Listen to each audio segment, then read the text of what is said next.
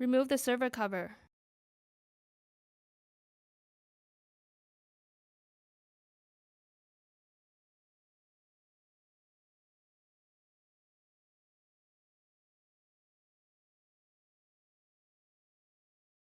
Remove the system board.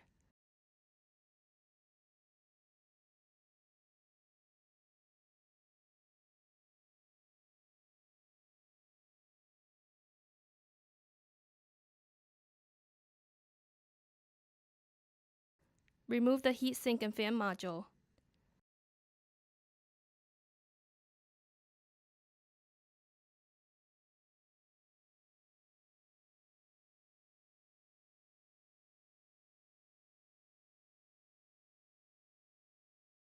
Gently pull the handle away from the processor retainer.